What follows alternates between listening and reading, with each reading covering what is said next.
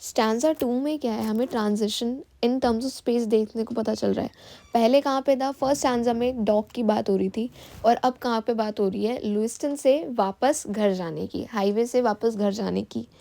Poet जो है वो ये कह रही है कि मून जो है यहाँ पे वो एक कंपेनियन का सोर्स है, जैसे कि वो हमें अकम्पनी कर रहा है थ्रू आउट आवर वे,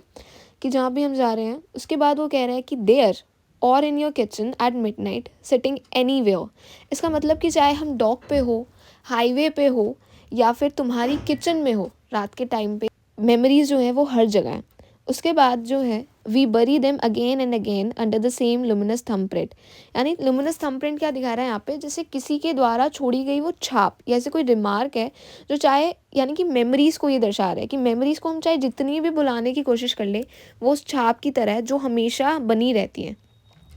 तो this repetition of burying indicates struggle to move on from the past, कि पास्ट से वो आगे बढ़ने की कोशिश कर रही है, जो पोएटिक सब्जेक्ट्स है वो कोशिश कर रही है, लेकिन जो प्रेजेंस ऑफ लाइट है,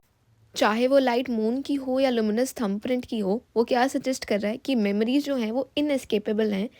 और चाहे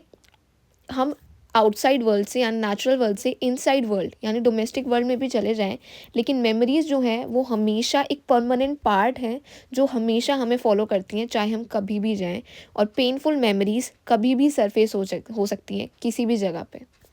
तो जो पोएम है, जो स्टार्टिंग में फर्स्ट आंसर में क्या थी, मूड ऑफ ट्रैंक्विलिटी को शो कर रही थी, यानी ये काम और रिलैक्स्ड स्टेट ऑफ प्रेजेंस दिखा रही थी, वो अब किस में चेंज हो गई है, एक स्टेट ऑफ सैडनेस पे चेंज हो गई है। उसके बाद आता है स्टैंजा 3, और ये स्टैंजा जो है ये सिर्फ 1 लाइन का है और इस पूरी पोएम का सबसे शॉर्टेस्ट स्टैंजा है और सबसे इम्पॉर्टेंट स्टैंजा है। So let's see. तो ये जो फ्रेज़ है, the dead leave is starving with mouths full of love, एक पोएटिक एक्सप्रेशन है जो कि क्या इंडिकेट कर रहा है कि जब कोई इंसान हमें छोड़ के चला जाता है जिससे हम सबसे ज़्यादा प्यार करते हैं, तो उसके जाने के बाद हमारी लाइफ में एक खालीपन रह जाता है, यानी कि एक हंगर रह जाती है प्यार की।